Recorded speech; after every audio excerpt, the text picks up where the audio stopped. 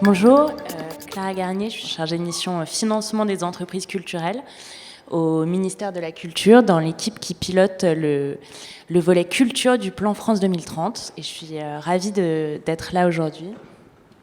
Gilles Dufaux, Caisse des dépôts et consignations, / Banque des territoires. Je travaille au département transition numérique dans le pôle culture et patrimoine.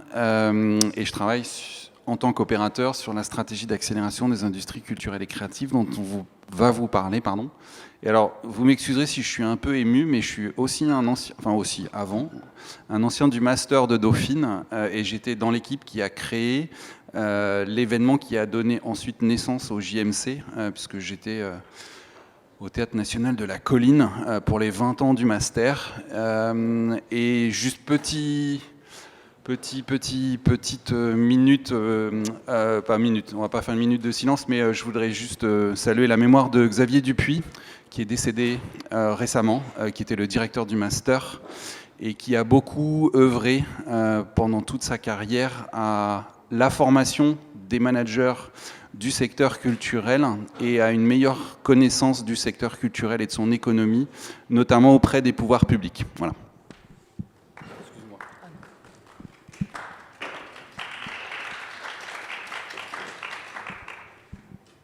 On y va ? Alors, c'est toi qui viens.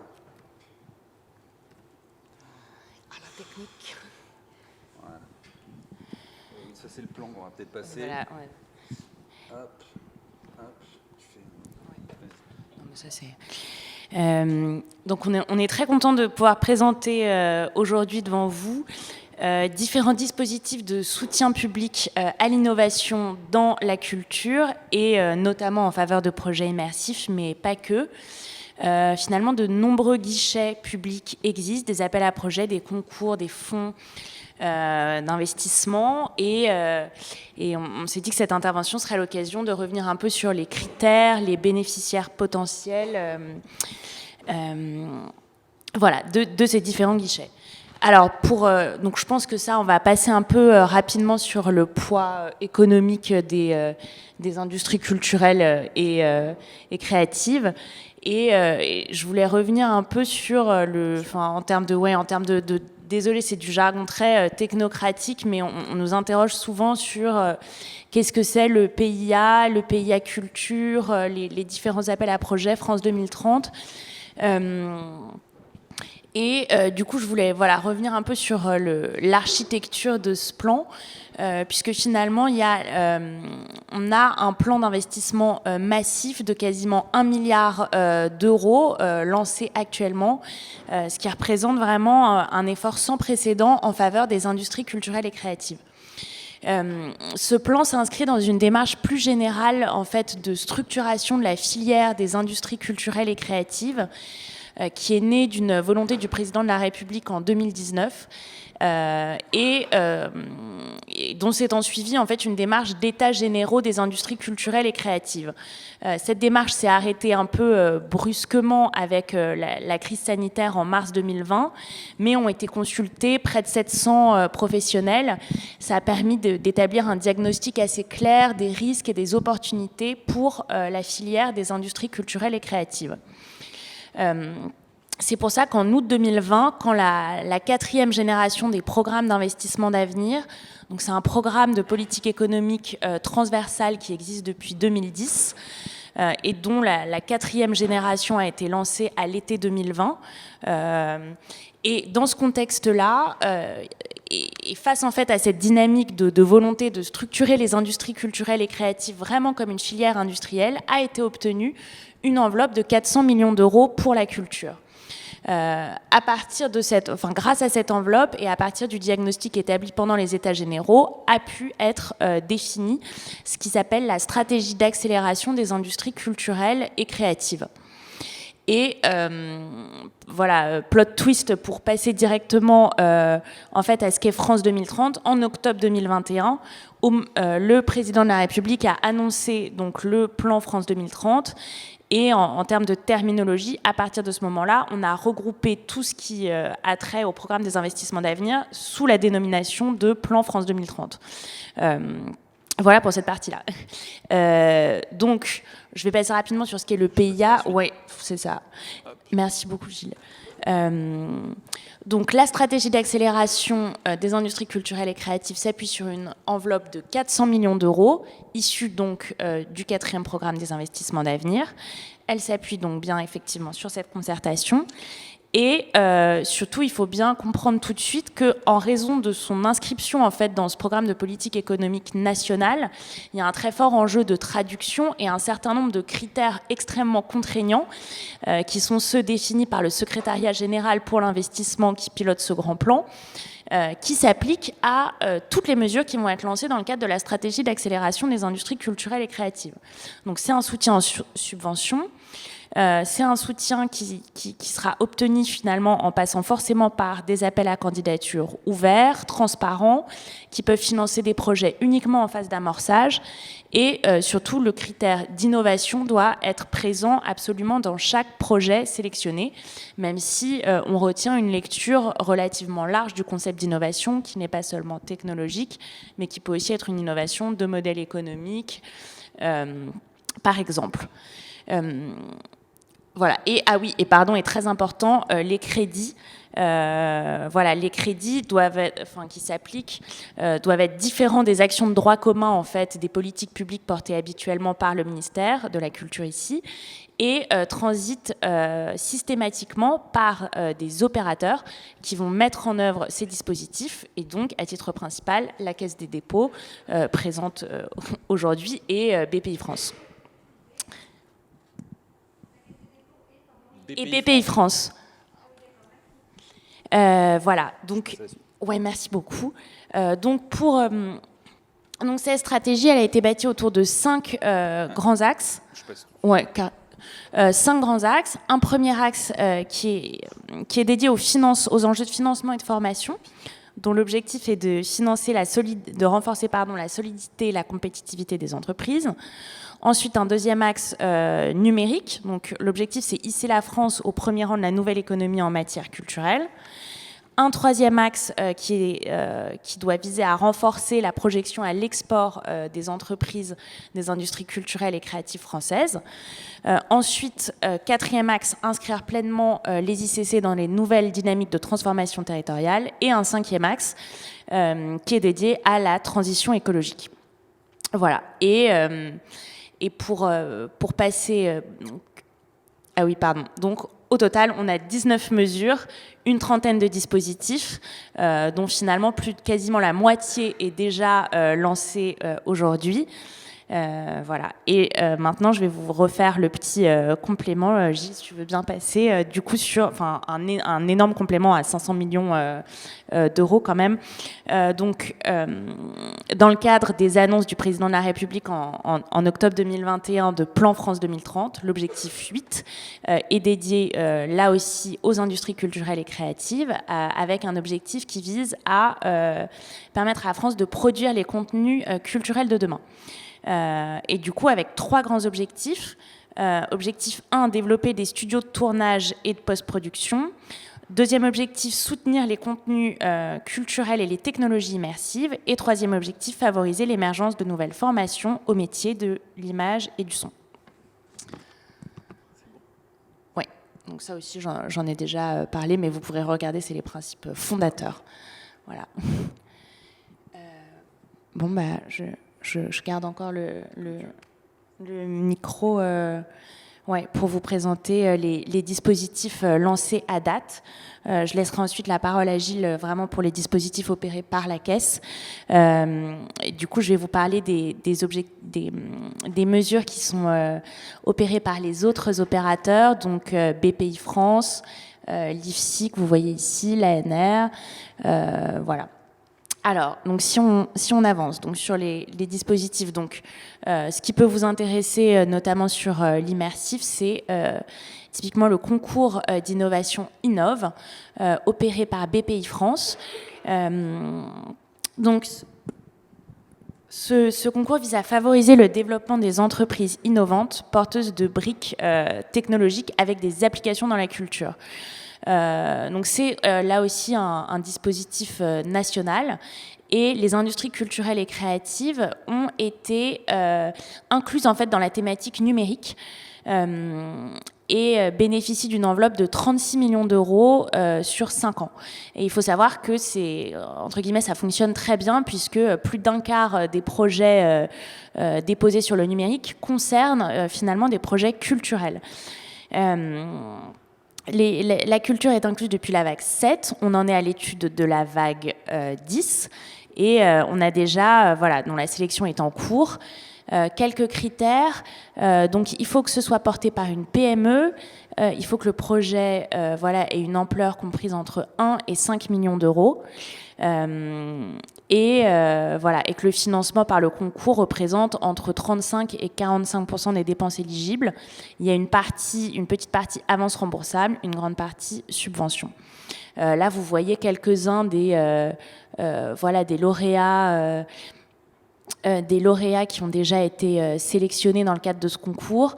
Vous voyez un peu des stars, des visites immersives comme Émissive, mais aussi, je voulais vous parler par exemple de Pictia, qui est une start-up que j'aime beaucoup, qui travaille sur les droits photos et promeut une banque d'images éthiques. Voilà. Ensuite... On peut juste préciser pour Émissive, pour ceux qui connaissent pas forcément, c'est la société qui développe des expériences de visite guidée immersive grand format. Ils sont à l'origine d'un projet qui s'appelle l'ASCO 1.1 qui était à la Cité de l'Architecture et du Patrimoine. Ils sont aussi à l'origine du projet Notre-Dame éternelle qui va être qui est actuellement à la Défense et qui sera bientôt transféré sur le parvis de Notre-Dame qui est en cours d'aménagement, et l'exposition, Kéops, voilà, pardon, merci Nicolas, qui est actuellement à Lyon et qui a ouvert il y a quelques jours.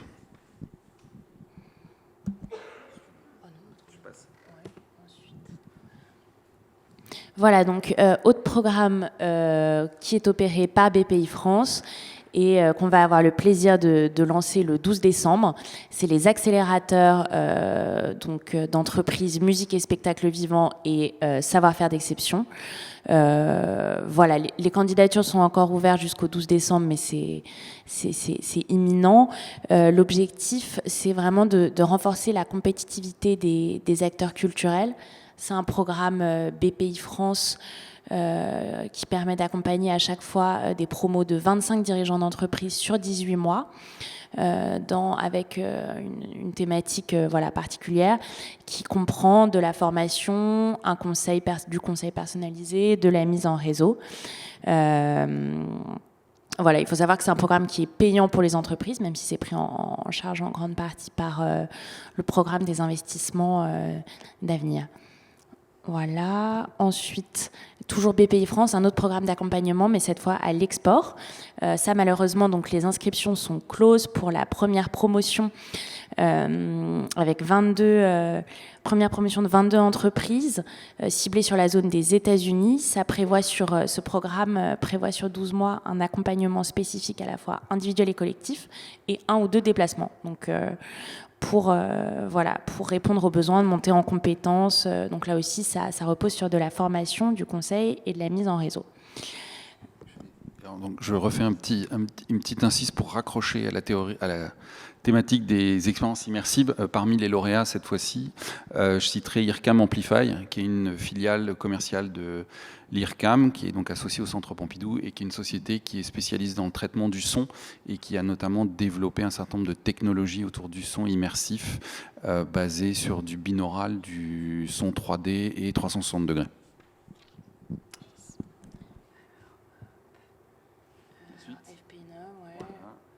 Voilà, FP9. Alors ça, je vous en reparlerai dans ma dernière partie web. Je pense, voilà, ça aussi. Grande fabrique de l'image. Est-ce que tout ça, tu veux en parler? Parce que moi, je suis moins ça.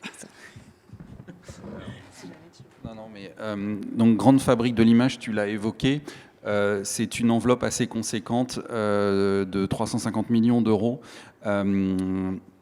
qui est, alors dans le programme PIA, on fonctionne de plus en plus en fait en 2 phases, une phase d'ingénierie qui permet à l'État d'apporter des crédits pour faire avancer, maturer, se structurer les projets, et une deuxième phase qui porte effectivement sur la réalisation des projets eux-mêmes.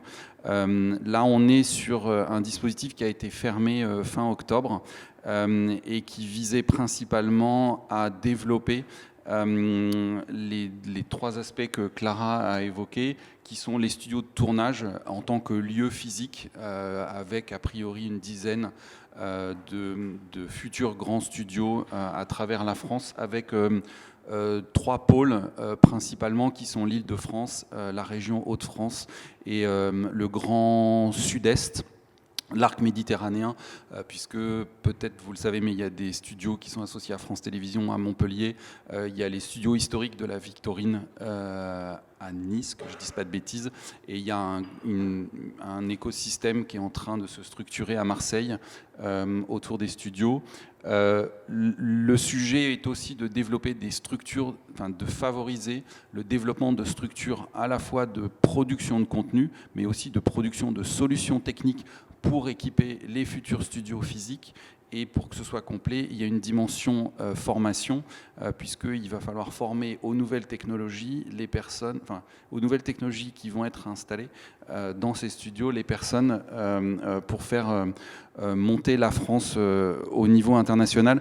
Je ne refais pas toute l'expertise autour de pourquoi il faut développer les contenus immersifs.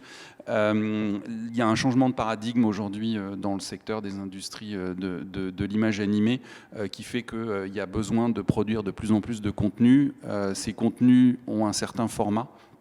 Alors l'exemple que vous connaissez tous, c'est Avatar, Star Wars, etc., qui sont des contenus qui sont en grande partie tournés non pas en décor naturel, mais sur fond vert, avec une... Pardon ?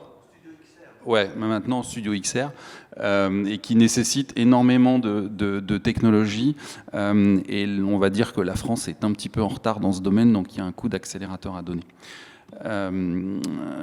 Côté bénéficiaire, donc j'ai déjà parlé des 3 territoires prioritaires, la date limite de dépôt également, et dans les bénéficiaires, toute structure en gros qui est installée en France. Mais bon, comme c'est fermé, on ne va pas s'apesantir là-dessus.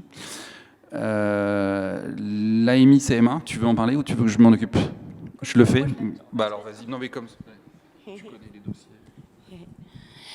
Oui, donc ça c'est le grand dispositif sur la formation en fait dans le cadre de France 2030.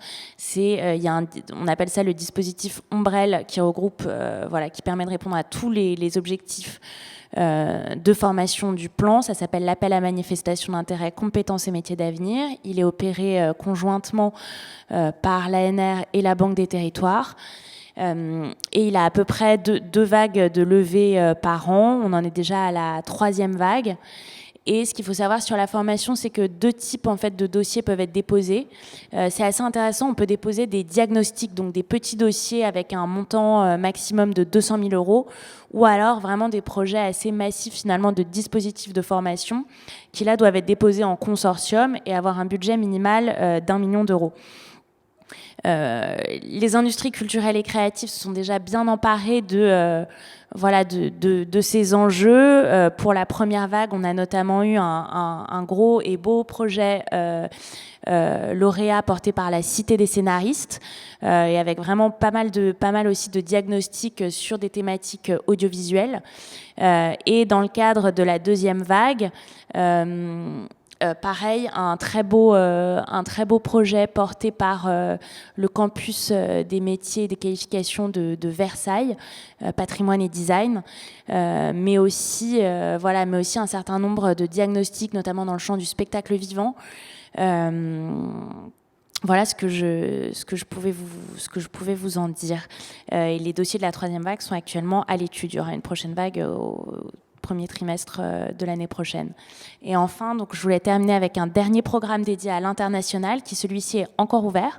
C'est un tout nouveau type de programme. Ça s'appelle ICC Immersion, c'est opéré par la Banque des Territoires, mais vraiment mis en œuvre par l'Institut français et Business France, qui sont vraiment les opérateurs voilà, à l'export, à l'international, à la fois sur la partie entre guillemets business et sur la partie culturelle. L'objectif, c'est vraiment de permettre de développer une connaissance approfondie des écosystèmes des pays cibles. Et du coup, des territoires prioritaires ont été choisis en fonction des opportunités de marché. Pour cette première année, on avait Israël, Corée du Sud, Royaume-Uni, Canada. Et pour Israël et Royaume-Uni, c'est encore ouvert jusqu'au 5 janvier. Donc voilà, déposez votre candidature. Hop. Alors, les dispositifs de la Caisse des dépôts / Banque des Territoires. Je suis désolé, je suis rentré à la Caisse des dépôts avant que ça s'appelle Banque des Territoires et je n'arrive pas à me faire à ce nouveau nom.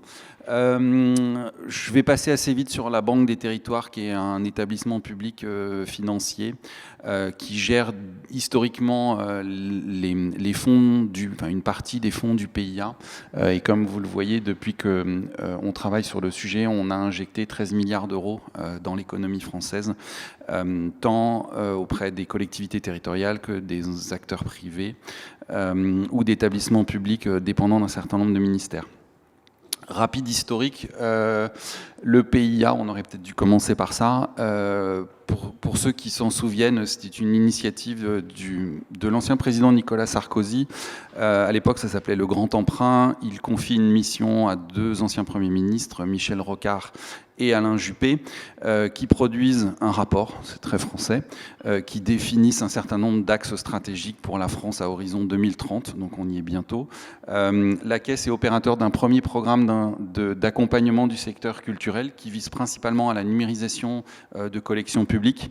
Dans ce cadre, la Caisse a aidé la Réunion des musées nationaux à numériser des collections 2D et 3D, que je ne dise pas de bêtises, le Centre Pompidou avec son programme de numérisation des collections et la création du Centre Pompidou virtuel.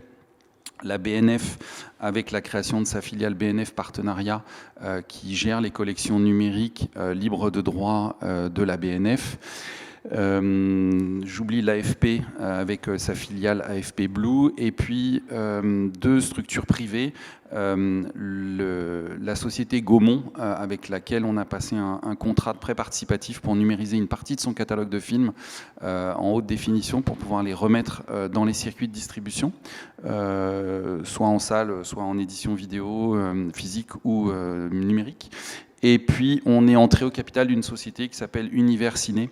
Enfin, la société s'appelle Le Meilleur du Cinéma et la marque s'appelle Univers Ciné, qui est une plateforme de VOD de cinéma art et essai.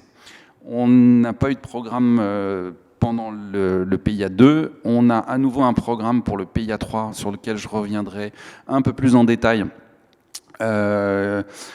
Qui s'appelle l'appel à manifestation d'intérêt culture, patrimoine et numérique et qui là vise à développer des services numériques avec des apports en fonds propres. J'aurais dû le dire sur l'AMI 1, c'était des subventions qu'on a appelées des dotations, du prêt et des investissements. Et sur l'AMI, l'appel à manifestation d'intérêt numéro 2, sont des apports en fonds propres, soit dans des startups, soit dans des sociétés de projets montées par des établissements publics.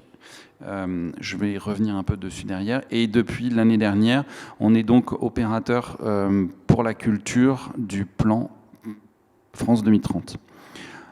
À date, alors je passe sur les dispositifs qui sont des dispositifs existants, qui sont à l'IFSIC chez BPI France et à la Caisse des dépôts, qui sont des dispositifs qui existaient déjà et qui ne fonctionnent pas forcément sur appel à projet ou appel à manifestation d'intérêt. Là, en septembre dernier, on a mis en œuvre 4 dispositifs. Alors, je ne sais pas si vous voyez très bien. Il y en a 2 qui ont été annoncés par Clara, qui sont fermés aujourd'hui, qui sont celui sur la billetterie qui s'appelle Solutions de billetterie innovante. Alors, on a mis fermé, mais c'est la phase 1 qui est fermée, qui est celle de la phase d'ingénierie culturelle. La phase 2 devrait ouvrir en début d'année prochaine. On a deux dispositifs. Alors, oui, je reviendrai. On a deux dispositifs dans un même cahier des charges qui s'appelle Expérience augmentée du spectacle vivant, qui ont trait à l'immersif, et numérisation du patrimoine et de l'architecture, qui ont aussi trait à des solutions immersives. Et puis, on avait un quatrième dispositif que Clara a évoqué et qui est maintenant fermé. Sur les solutions innovantes de billetterie, donc on apportait 150 000 € en crédit d'ingénierie pour favoriser l'émergence de nouvelles solutions de billetterie avec des préoccupations de souveraineté, de taille critique, d'ouverture de données, ce qui n'est actuellement pas suffisamment le cas, de distribution multicanal. Je sais, je n'ai pas mis les bénéficiaires parce qu'ils n'ont pas encore été annoncés. On a sélectionné 13 sociétés, ou 11, 13. Oui, Ludovica Marsidi, ma collègue qui est dans la salle, c'est elle qui gère le dispositif. Les 13 lauréats qui sont en train de réaliser les travaux. L'autre dispositif, enfin les deux autres, il y a expérience augmentée du spectacle vivant. Donc là, on est directement sur des crédits d'intervention pour réaliser les projets. C'est un dispositif pour aider à développer, des nouveaux usages et des nouveaux outils en matière d'expérience augmentée du spectacle vivant. Expérience augmentée du spectacle vivant, ça veut dire soit spectacle augmenté, c'est-à-dire vraiment dans la salle, des dispositifs qui permettent d'avoir du spectacle vivant plus, ou des outils pour améliorer soit la distribution du spectacle vivant en tant que spectacle, soit la distribution et la relation avec le public. Pour l'instant, on a plutôt eu des solutions pour faire des spectacles augmentés et pas trop pour augmenter la relation avec les utilisateurs. On a une troisième vague de relève de dossiers. On en a déjà eu 2 qui sont clôturés, qui est prévue vendredi. Oui, vendredi. Je ne sais jamais si c'est vendredi. Et on a déjà une dizaine de lauréats dont on attend la communication par le ministre de la Culture. On a un dispositif équivalent sur la... Alors, pardon, mais celui-là, il est un peu mal nommé, puisqu'il s'appelle numérisation du patrimoine et de l'architecture. Il ne s'agit pas de numériser du patrimoine ou de l'architecture, mais de développer des solutions de numérisation ou de restitution. Là encore, l'idée, c'est de permettre l'enrichissement de la relation avec le visiteur ou le spectateur autour du patrimoine et de l'architecture. Pareil, fin des candidatures le 5 décembre. Et sur ces 2 dispositifs, on apporte jusqu'à 2 millions d'euros dans la limite de 50% du budget, moyennant tout un tas d'exceptions qui font qu'on peut monter jusqu'à 70%. Et là aussi, on a une dizaine de lauréats qui seront annoncés très prochainement, dont, et c'est pareil pour expérience augmentée du spectacle vivant, certains sont dans l'immersion au sens très large du terme, puisqu'on a... non, je ne le dirai pas. Appel à projet alternative verte. Alors là, on n'est pas trop dans l'immersif. On est plutôt dans le développement de solutions, on va dire, de réduction de la production de déchets ou d'amélioration de leur réutilisation au sein du secteur culturel. On a eu pour le coup sur ces dispositifs un très grand nombre de candidatures de l'ordre de 80 et on a 35 lauréats dont on a fini il y a 15 jours, 3 semaines. Je regarde ma collègue Ludovica, dont on a fini de signer toutes les conventions il y a 1 mois, donc on a fait un petit marathon, 3 semaines.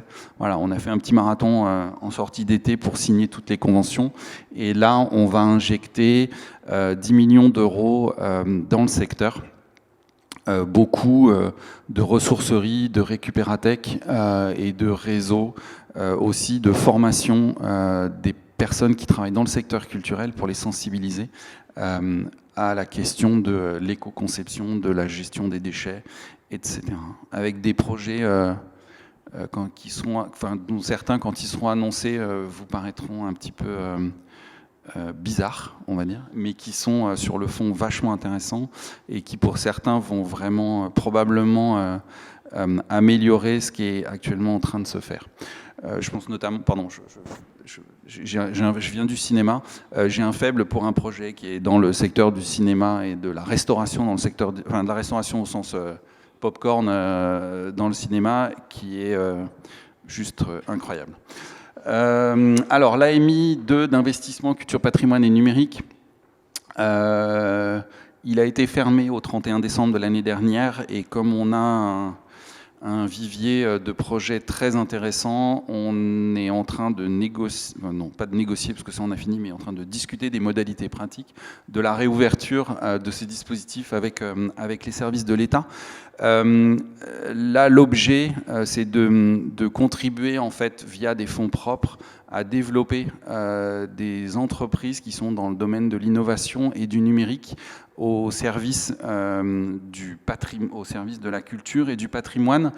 Donc, comme je le disais, on vise les entreprises innovantes qui sont dans le domaine, et on a une particularité, c'est comme on fait de l'apport en fonds propres, on fait des co-investissements avec d'autres sociétés, que ce soit, alors on préfère des industriels du secteur, mais on a fait aussi équipe avec des fonds d'investissement qui sont liés à des banques mutualistes. Pareil que pour les autres programmes, on cherche des projets ambitieux qui ont un caractère structurant pour l'écosystème dans lequel ils s'inscrivent.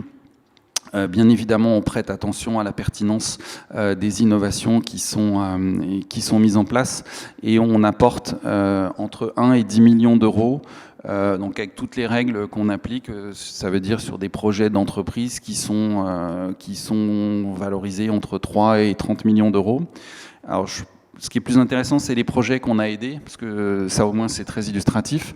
Dans le domaine de l'immersif, alors je vais prendre Grand Palais Immersif, comme ça c'est très clair.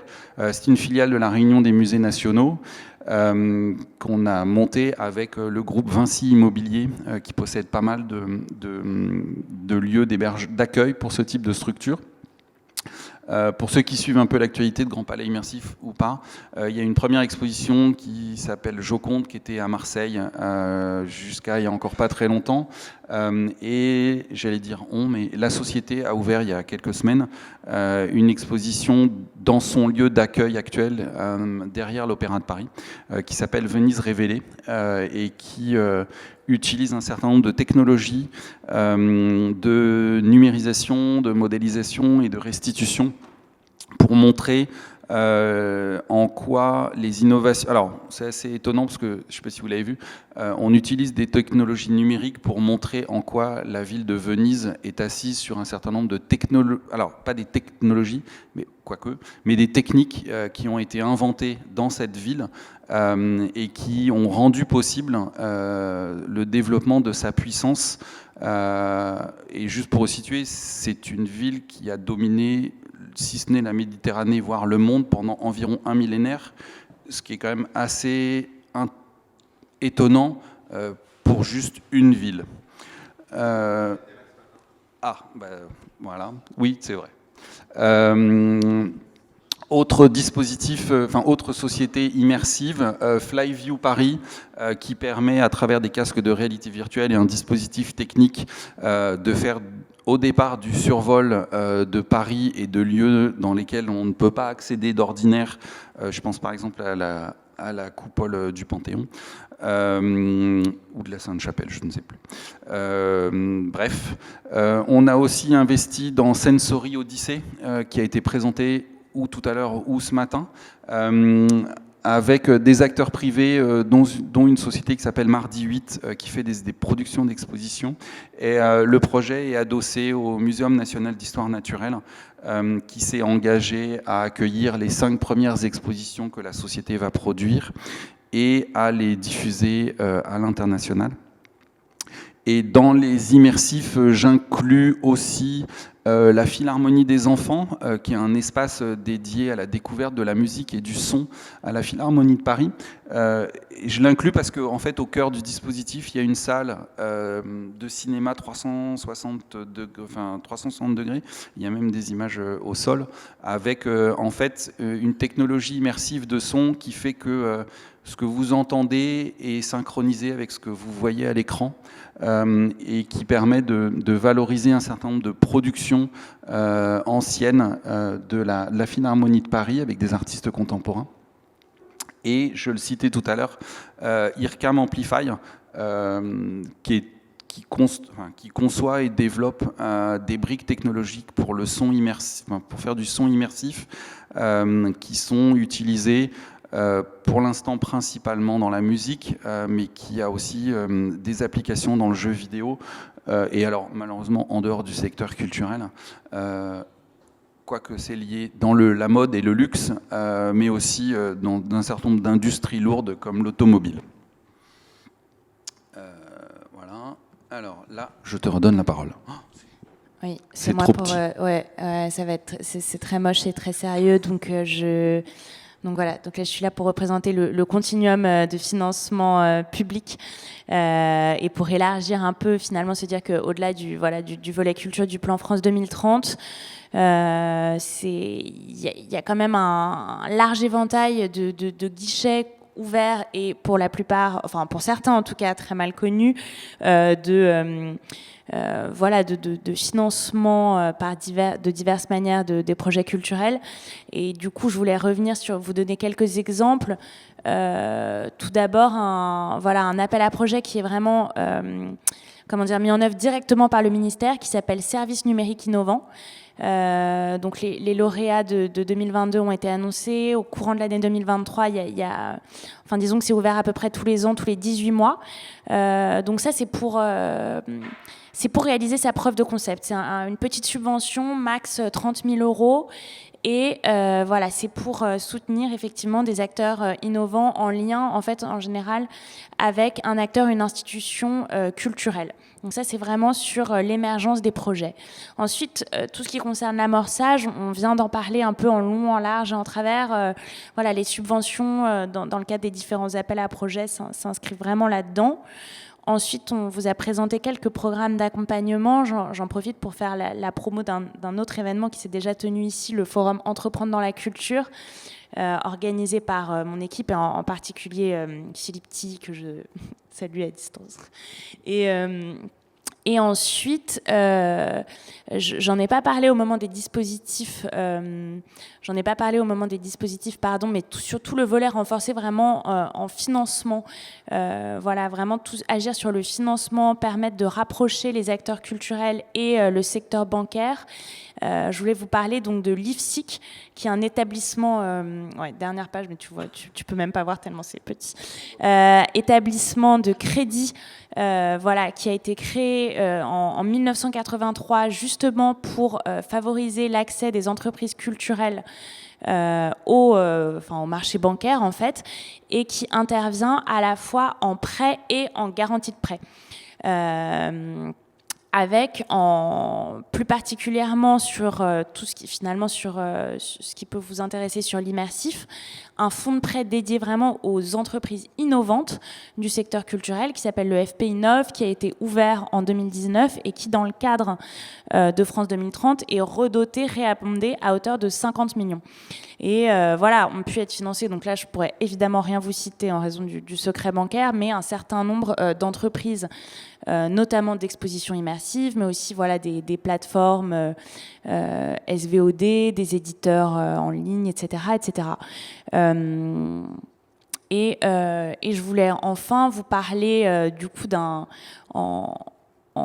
donc il y a non seulement l'appel à manifestation d'intérêt culture, patrimoine et numérique, mais il y a un autre fonds d'investissement qui existe, qui s'appelle le fonds Tech and Touch, opéré par BPI France, et qui est vraiment dédié qui est justement autant les projets financés par la Caisse, souvent un lien avec une institution culturelle très, très prestigieuse Et voilà, et le fonds BPI Tech and Touch va aller financer des startups à fort potentiel technologique. Donc, typiquement, on a eu justement Emissive, dont on a parlé tout à l'heure, et voilà, des plateformes de podcast, des entreprises dans la musique comme Groover.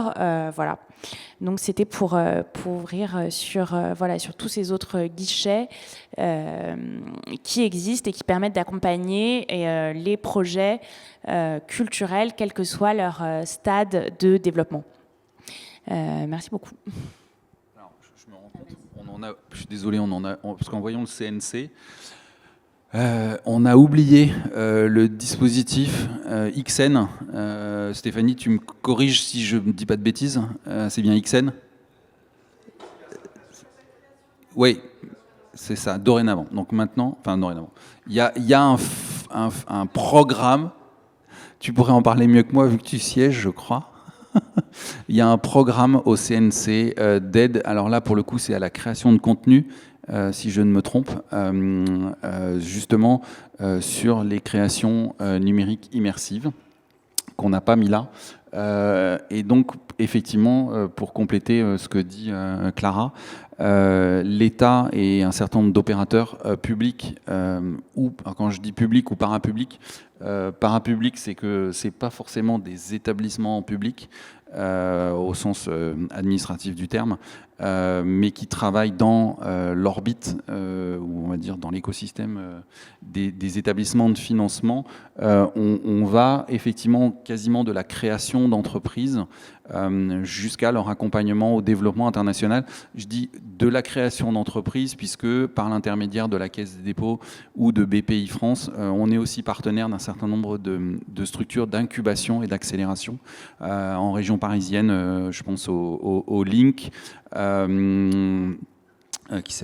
oui, le O-Link, et puis dans d'autres régions, il y a des structures qui sont aidées soit par nous ou BPI France ou le ministère, comme le Louvre-Lens-Vallée à Lens, comme son nom l'indique, H7 à Lyon, et un certain nombre d'autres structures en région. Je crois que vous êtes partenaire, je suis même pas sûr, mais peut-être de Samoa à Nantes. Oui, d'une certaine façon. Voilà. Et alors après, c'est les informations pratiques. Donc là, c'est un petit rappel des calendriers. Pour les dispositifs clos le 5 décembre, ça va être un petit peu court pour déposer un dossier. Mais on a donc encore le dispositif compétences et métiers d'avenir qui a une 3e vague de retrait à la fin du mois de mars et une autre au mois de juin. Et comme je le disais, d'ici quelques jours, voire semaines, l'AMI Culture, patrimoine et numérique sur les investissements devrait être réouvert. Alors, et le fonds Innov, pardon, bah oui, mais comme le concours Innov, etc. Et, pardon. Alors, normalement, avec ces 2 QR codes, j'en fais un premier. Ça vous permet d'accéder à la page qui est sur le site du ministère de la Culture qui rassemble les éléments de la stratégie d'accélération. Donc je vous laisse le scanner et vous récupérez le lien directement. C'est bon ? Ok, je passe au suivant. Ah, voilà. Ça veut dire que vous n'avez pas écouté en fait. Et vous me dites quand c'est bon. Vous levez la main quand tout le monde a fait sa photo. C'est bon ? Je peux passer ? Ok. Alors là aussi, c'est toujours sur le site du ministère, ont été rassemblés en fait l'ensemble des appels à projets et des appels à manifestation d'intérêt qui sont ouverts et qui sont opérés par les différents acteurs, enfin opérateurs et acteurs auxquels l'État confie les dispositifs. Ça permet d'avoir un seul point d'entrée, puisque comme vous allez le voir, en fait, on est très très nombreux. Côté État, il y a donc le secrétaire général pour l'investissement avec le coordinateur national de la stratégie qui s'appelle Fabrice Casadebé, que vous avez peut-être croisé ou que vous croiserez, je crois qu'il va à Marseille. Il est à Marseille ou il va à Marseille pour un forum entreprendre dans la culture qui a déjà été évoqué. Clara à ma gauche, et puis Sébastien Thévenet qui est le délégué aux entreprises culturelles à la DGMIC, Alors c'est la DGMIC qu'on ne présente plus, Sébastien probablement aussi, mais je pense qu'il est un peu moins connu que la DGMIC. Et côté caisse, on a l'air très nombreux, mais on est à peu près tous dans la même équipe. Maud Franca et Zélia Housset qui sont à la direction qui coordonne l'ensemble des PIA que gère la caisse. Comme je l'ai indiqué, on en a mis 13 milliards, donc on est un peu nombreux à le faire, il faut un peu de coordination.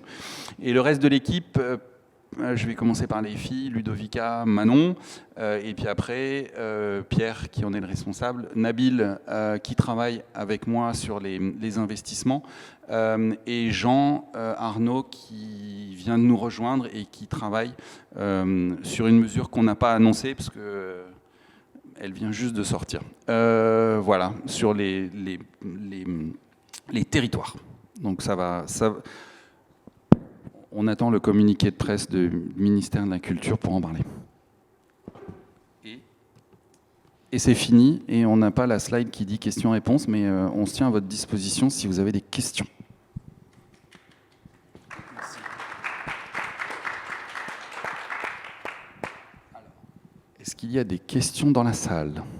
Sinon, est-ce qu'il y a des questions en ligne? Madame.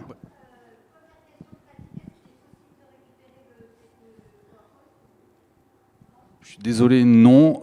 Vous avez nos coordonnées, vous avez tous les éléments. En fait, on ne le diffuse pas. Voilà. Moi, j'avais une petite question. Mais comme vous avez nos coordonnées, si jamais il y a besoin... Enfin, tous les dispositifs dont on a parlé sont sur le site du ministère. Et si vous avez besoin d'informations supplémentaires ou d'échanger sur... une analyse préalable de l'éligibilité de votre projet à un des dispositifs. Sur un certain nombre de mesures, en fait, elles sont associées à des sites internet sur lesquels il y a des FAQ, sur lesquels vous pouvez poser des questions. Et pour un certain nombre de cas, effectivement, vous pouvez nous contacter. On a des adresses email et on rencontre un certain nombre de porteurs de projets. Dans la limite, je le précise, et c'est pour ça qu'on préfère la FAQ, dans la limite du respect de l'égalité de traitement entre tous les candidats. Malheureusement, on ne peut pas recevoir tout le monde, et donc pour éviter d'en privilégier certains plus que d'autres, on limite. Voilà. Mais bon, pour certaines structures, c'est aussi intéressant d'avoir cet échange.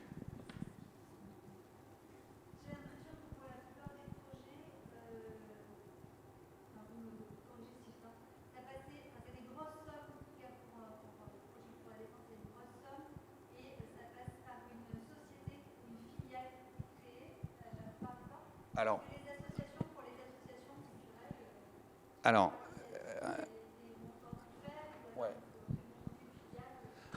en fait, ça dépend. Enfin, ça dépend beaucoup en fait de chaque dispositif. Le dispositif où on apporte des investissements en fonds propres, on a créé des filiales d'associations. Les associations ont créé des filiales parce que leur statut le permettait. Et on a effectivement, pour ce dispositif qui est sur les investissements, on vise à créer des structures qui sont pérennes et qui vont avoir un effet d'entraînement sur leur écosystème. Donc c'est pour ça qu'on injecte des sommes relativement importantes dans les projets. Pour autant, sur les dispositifs de subvention, même si on vise des projets que l'on appelle ambitieux et qui sont liés à des montants relativement importants, on a soutenu et on aide des projets. Alors, je ne le citerai pas, mais on aide un dossier avec une somme inférieure à 20 000 euros, qui est un projet juste fou et très rigolo, mais on l'a soutenu, voilà, et parce que sur le domaine sur lequel ce projet va se développer, on espère et on pense qu'il y aura effectivement un effet d'entraînement. C'est un petit écosystème, mais ça se justifiait, notamment parce que c'est un projet qui aura certainement valeur d'exemple. Et après, les montants de subvention sont très variables. Sur les dispositifs où on a indiqué des montants maximum de 2 millions d'euros apportés. En fait, on n'a pas apporté la totalité. On est plutôt à des sommes de l'ordre d'1 million. Mais voilà. Et pour répondre à votre question sur l'obligation de créer une filiale, ça n'est valable que pour le dispositif d'apport en fonds propres. Pour les autres dispositifs, on aide tout type de structure, y compris, c'était une nouveauté d'ailleurs des PIA Culture, y compris les collectivités territoriales. Alors pour l'instant, on n'a pas de lauréats concernés, mais parce qu'il y a un certain nombre de structures culturelles qui sont des régies directes de collectivités territoriales, et le seul moyen de les aider, c'est d'apporter les fonds à la collectivité. Donc c'est un changement par rapport à certains dispositifs précédents où ne pouvaient être pris en compte que les établissements publics ou les associations.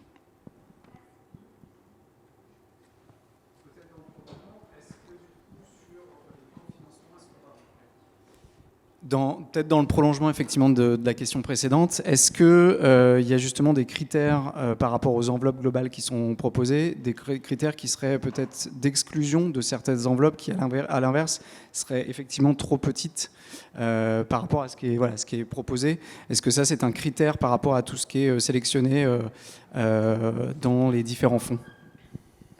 Alors, il n'y a pas forcément de montant minimum, mais en fait, effectivement, dans les critères du PIA, les espèces de grandes lignes rouges, les projets sont sélectionnés en fonction de leur caractère innovant, mais aussi d'un autre critère très important qu'on appelle le critère structurant, et du coup qui va être en fait la capacité d'impulsion, la capacité d'entraînement que le projet va avoir sur l'ensemble d'un sous-secteur ou même l'ensemble de la filière. Et en plus de ça, il y a un peu des espèces de critères anti-saupoudrage, bien évidemment. Donc là, le cas cité par Gilles est vraiment un cas limite qui a pu être mis en place dans le cadre d'Alternatives Vertes, en accent beaucoup sur le caractère expérimental qui peut s'apprécier pour le développement durable. Mais je pense que ça va plutôt être une exclusion en fait en termes de caractère pas assez structurant du projet qui peut s'appliquer qu'un montant X ou Y type. Après, vous voyez, sur les accélérateurs, donc c'est un peu différent, il y a quand même un peu, même si c'est au cas par cas, il y a un peu un chiffre d'affaires minimum de la même manière pour participer au programme, même si bien sûr, souvent, il y a une lecture souple des critères, mais une entreprise qui fait un chiffre d'affaires vraiment de 15 000 € par an ne va pas être acceptée dans le programme. Voilà. Merci beaucoup. Pour préciser, en fait, dans l'analyse qu'on fait des dossiers indépendamment du montant en fait, des investissements nécessaires, il y a une prise en compte de plus en plus importante, comme le disait Clara, de l'effet qu'on attend qui doit être systémique sur l'écosystème. Alors, c'est difficilement quantifiable, mais on se rend compte qu'effectivement, en dessous d'un certain seuil d'intervention, comme le disait Clara, mine de rien, on fait du saupoudrage. Ça n'est pas une critique des projets en question, c'est plus une question par rapport aux investissements qui sont consentis par l'État. Il y a vraiment la volonté de créer une accélération, et cette accélération, elle vient via des soutiens plus importants à des projets qui sont de fait plus importants. Alors, on ne peut pas le qualifier, on parle de projets ambitieux, on ne refuse en candidature aucun dossier, mais effectivement après dans l'analyse, c'est plutôt ces critères-là qui sont pris en compte. Oui, une question un peu à tiroir. En fait, dans la production immersive, on mêle évidemment contenu et technologie. Et alors donc, les deux tiroirs, c'est les suivants. C'est effectivement, en quoi cette technologie peut être réellement innovante, parce que c'est souvent de l'assemblage quand même, y compris jusqu'au show control. Bon, il y a toujours des innovations, il y a un travail d'assembleur très fin, ça demande quand même beaucoup de talent. Et puis deux, votre rôle, c'est pas de remplacer le CNC, mais quand même, on a besoin d'être aidé pour produire ces contenus qui sont particulièrement exigeants dans leur forme, dans leur technologie. Enfin, des images géantes, c'est du 4K. Et puis, si on veut faire avec des capteurs et de l'interactivité, bon, le CNC création immersive s'intéresse à aider ces productions-là. Pas nécessairement beaucoup sur la partie techno, parce qu'ils ne vont pas juger le caractère innovant de la technologie. Et doit-elle faire l'objet d'un IP, d'une propriété industrielle ou pas? Enfin, voilà, c'est une question que vous avez sans doute très bien comprise. Alors, pas complètement, mais je vais interpréter ce que vous dites. Si je fais un truc un peu simple, les technos, elles sont soutenues par BPI France. Le CNC fait son travail avec l'aide à la production de contenu. Et nous, alors nous, quand je dis nous, c'est avec tous ces dispositifs, on essaye d'intervenir dans la structuration des sociétés ou des projets en termes de ressources pour les piloter, mais aussi on travaille, on essaye de travailler à la question de la distribution et de l'exploitation. Donc, je ne dis pas qu'on couvre toute la chaîne de valeur, mais on essaye autant que faire se peut et en se répartissant aussi les rôles entre opérateurs, chacun dans son domaine. Sur Grande Fabrique de l'image, c'est une coopération entre la Caisse des dépôts et le CNC, parce que sur la partie studio, il va y avoir une grosse question immobilière. La question immobilière, elle est plutôt en expertise à la Caisse des dépôts, là où le CNC est plutôt pertinent sur la partie création et distribution. Cet aspect-là, il est pas chez eux. Donc on essaye, autant que faire se peut, de tenir compte de tous les paramètres, même si je comprends, et on le constate nous aussi parfois, qu'il y a certains secteurs, certains dossiers qui cochent pas exactement toutes les cases qu'on voudrait et qu'on a un peu du mal à traiter chacun de notre côté parce que parfois on est sur notamment sur des innovations que je dirais pures, comme on crée quelque chose de nouveau, on est bien sur quelque chose de nouveau, pour l'aider, il faut à un moment ou à un autre le faire rentrer dans une case. Si la case n'a pas été créée, on est en France, on est un pays très administré. Si la case n'a pas été créée, le projet il a du mal à rentrer dedans. Donc on a essayé d'ouvrir de plus en plus, mais je sans connaître le dossier particulier. Oui, non, merci, vous éclairez bien, vous êtes juste. Alors, d'un côté, on peut ne pas être assez innovant parce qu'on n'a pas une technologie de rupture dans notre solution. Et de l'autre côté, on peut ne pas être assez créatif parce que la part de contenu dans le budget n'est pas suffisante, parce que finalement, dans ces expériences immersives, on a peut-être un peu trop privilégié la techno. Donc on se retrouve un tout petit peu dans un no man's land. C'est certainement pas mon cas de figure, je raconte pas du tout une affaire personnelle. Non, mais en fait, je me retrouve un tout petit peu dans cette situation. Je me dis, bon, ok, si je pousse la création, et vraiment là, on fait appel à beaucoup de créations originales, ça va me coûter un bras. Mais d'un autre côté, je n'aurai pas la techno innovante et je n'aurai pas l'IP pour aller vers un guichet qui va me dire « Ah bah vous êtes un formidable assembleur très talentueux, mais ce n'est pas suffisamment innovant. » Ouais, alors, je vais faire une réponse un peu entre les deux. Sur les dispositifs qu'on a mis en place, on a déterminé l'innovation sur 4 aspects, l'innovation d'usage, l'innovation de modèle économique, l'innovation d'organisation et l'innovation technique. Comme on est sur une logique de soutien à des structures qu'on souhaite pérennes, il y a quand même un focus qui est mis sur les innovations technologiques. Pourquoi ? Parce que les innovations technologiques, ça constitue in fine des actifs, et qu'un actif, du point de vue de l'État et du point de vue de la société, c'est liquide. Enfin, c'est liquide. Je suis désolé, j'utilise une terminologie de financier, c'est horrible. C'est un actif, ça peut se valoriser, ça peut se revendre.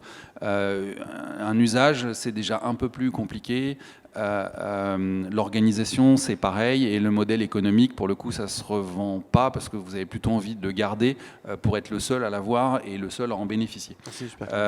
Donc, dans les projets, notamment sur expérience augmentée du spectacle vivant et numérisation de l'architecture et du patrimoine, on a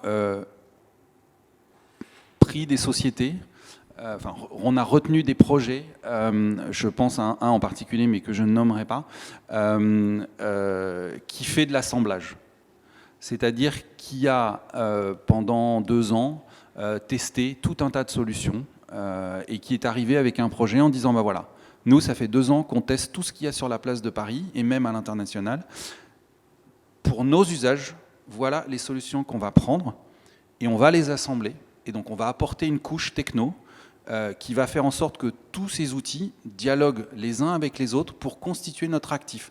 On n'est pas propriétaire, je fais simple, hein, on n'est pas propriétaire de la billetterie, on n'est pas propriétaire de l'outil de numérisation, on n'est pas propriétaire de l'outil de diffusion.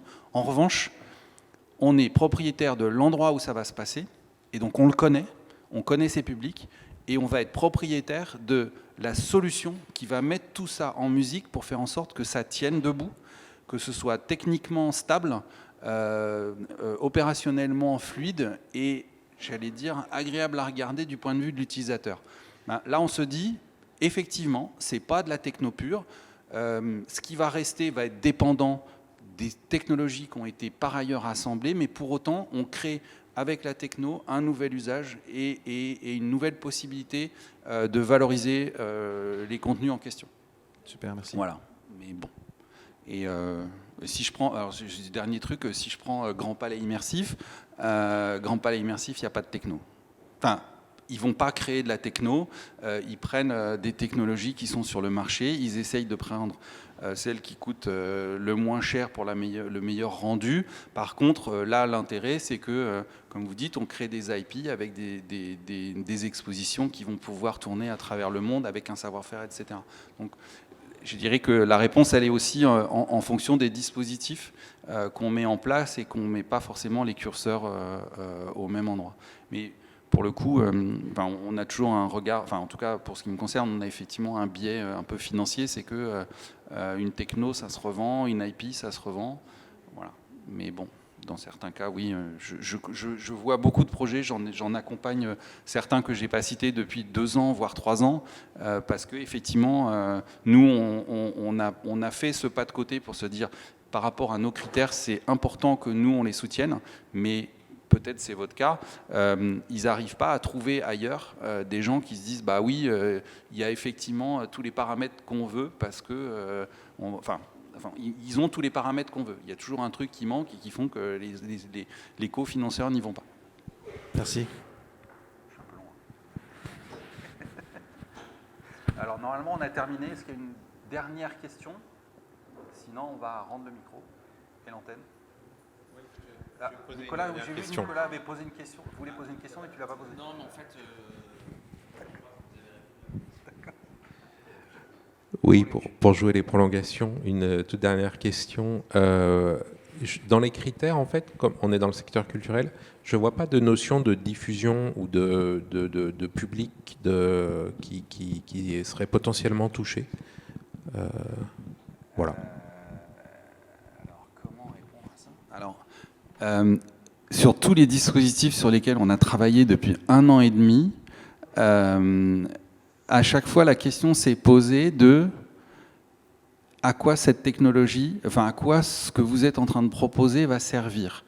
Et on a toujours été dans une logique, dans le cahier des charges, il y a bien une question, on demande que le porteur de projet justifie l'intérêt de ce qu'il apporte parce que ça va avoir une répercussion sur le public, que ce soit du public en B2C ou du public en B2B. Et il y a un certain nombre de projets, j'ai en tête des discussions en comité de sélection avec les experts, où effectivement un certain nombre de personnes qui sont dans le domaine ont dit mais là ce qui est proposé, ça ne touchera personne. Et donc, ça ne touchera personne. Et en plus, pardon, je complète, et en plus, la stratégie de communication et de marketing qui est associée au projet, elle est complètement à côté de la plaque, vu le public qui est visé. Donc, on est à chaque fois dans le domaine. Pardon. Allez, je rebondis parce que c'est passionnant et en fait, ça touche à des grandes questions. Vous pourriez aussi financer une résidence d'artistes qui n'a que pour seul but de permettre aux artistes de s'exprimer. Alors, est-ce qu'on irait jusque-là? C'est-à-dire, en fait, c'est pas un geste gratuit, puisque c'est clairement de la recherche et du développement dans le domaine artistique. Vas-y. Ah non, mais on va ouais. Non, mais moi, ce serait plutôt mon rêve en fait de financer ça très clairement. On peut pas le faire sur Crédit PIA pour tout un tas de raisons. Les crédits de droit commun du ministère, mais notamment le fait qu'il y a un objectif de pérennité, même en fait de modèle économique. Donc,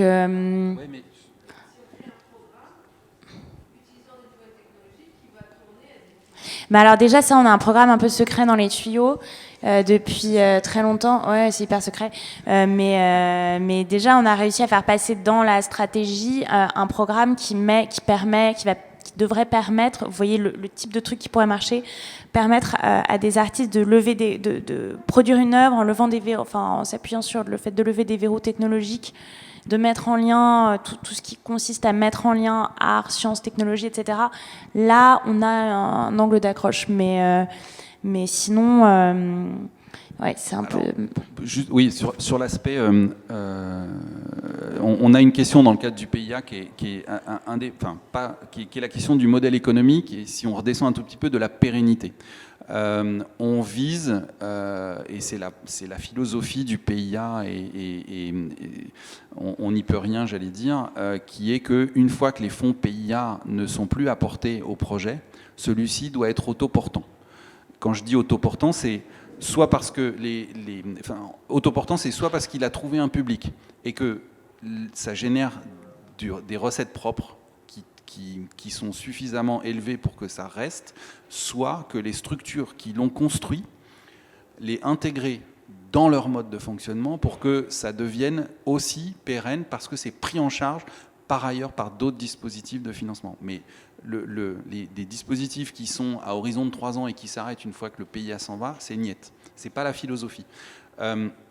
Pour rebondir sur votre question, on a par ailleurs rencontré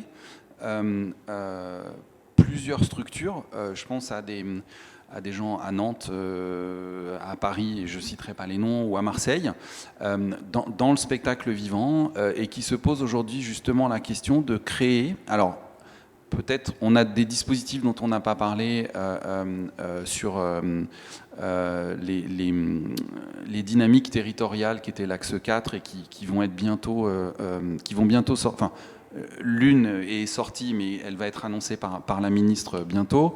Une autre devrait arriver l'année prochaine, qui devrait permettre de contribuer à l'essor de ce type de structure. Et les gens avec qui on en a discuté, ils sont plutôt dans une logique, et justement d'insérer ces futurs dispositifs qui sont, pour faire simple, si je fais simple, c'est une salle fermée à équiper de toutes les technologies qui existent aujourd'hui et qui soient ouvertes à tous les artistes qui voudront venir les tester, et qui sont en lien avec toutes les sociétés, avec un certain nombre de sociétés de production et distribution qui ont décidé de s'associer pour mutualiser leurs compétences, et en lien avec l'écosystème des développeurs, donc des sociétés de services informatiques, pour pouvoir justement travailler avec les artistes et leurs producteurs pour mutualiser les compétences, mutualiser les développements aussi. Je ne sais pas si vous êtes dans le spectacle vivant, mais il y a aujourd'hui, on le voit par exemple, c'est un des grands, pardon, je parle à la place du ministère de la Culture, un des points qui est remonté d'un programme qui est soutenu par la Direction générale à la création artistique, qui s'appelle Chimère, qui est sur les nouvelles écritures, et l'un des grands points qui est remonté du programme Chimère, qui a soutenu un certain nombre de projets à travers la France, c'est de dire, ils se sont tous rendus compte en se mettant autour de la table dans des journées de restitution annuelles, qu'en fait ils ont quasiment tous tout redéveloppé tout le temps. Donc ils ont tous, chacun à un bout de la France, redéveloppé à peu près la même chose sur les mêmes technos. Donc ces structures, ils se sont rendus compte qu'en fait, ils avaient tous payé la même chose, fait avec des gens différents, alors que en se mettant autour de la table et en créant des communs. Alors, c'est compliqué parce que ça suppose de créer des communs, ça suppose d'avoir des gens qui ont envie de travailler ensemble et qui se disent, cet aspect-là, il est secondaire par rapport à ce que je suis en train de créer, et peu importe que ce soit moi qui le crée et qui le paye, ou peu importe que j'aille le chercher chez mon copain qui est à Nantes, non mais bien évidemment, mais c'est ce type de réflexion. Et alors après, je ne sais pas si les dispositifs qu'on va mettre en place répondront exactement à ça, mais ça fait partie des réflexions et ça fait partie des choses qu'on a envie d'accompagner. Quand je dis on, c'est l'État et les opérateurs, parce que ça fait partie certainement des perspectives de pérennité et alors si je prends un grand mot, de souveraineté culturelle. C'est-à-dire que si c'est pas nous qui le faisons, on l'a pas dit, mais l'une des raisons d'existence de la stratégie d'accélération et du volet culture de France 2030, c'est aussi de garder en France la capacité de création pour faire exister la création française et ne pas assister qu'au déferlement de cultures qui sont vachement intéressantes par ailleurs, mais qui ne sont pas les nôtres.